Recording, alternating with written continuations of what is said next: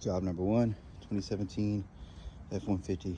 We're gonna jack up the wheels and then get onto it. Stay tuned. Okay, so as you can see, the oil pan's looking pretty good. This is that plastic oil pan I was telling you guys on this 2.7. So first things first, let's drain the oil. And while the oil's draining, we'll knock out this little cross member here to give us better access.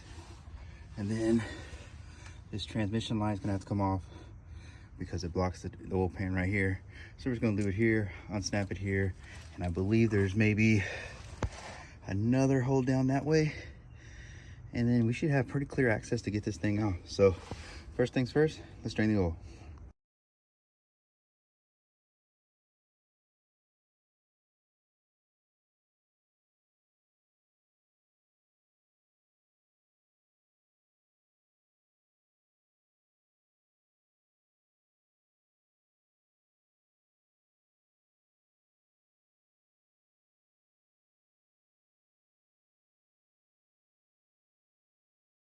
Okay, so as you can see, this thing is all saturated. This is actually his power steering rack right here.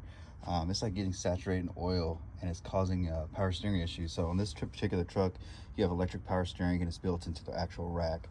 But before we can even replace this rack, we got to fix the oil leak, because even if we put a new one on here, it's just going to keep leaking it onto the new one.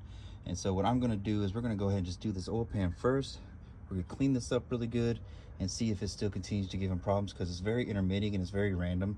It's not something that happens all the time.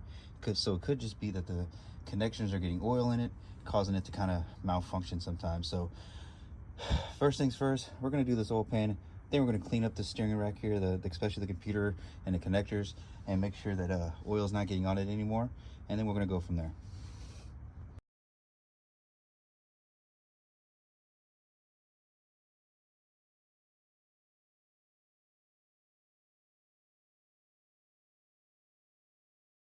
But just kind of yank it down a little bit, and just like that, the old one is off. Okay, so if you see here, we got all the old gasket here we have to get off. Okay, also too, here's a oil pump seal. We're going to replace that as well while we're here.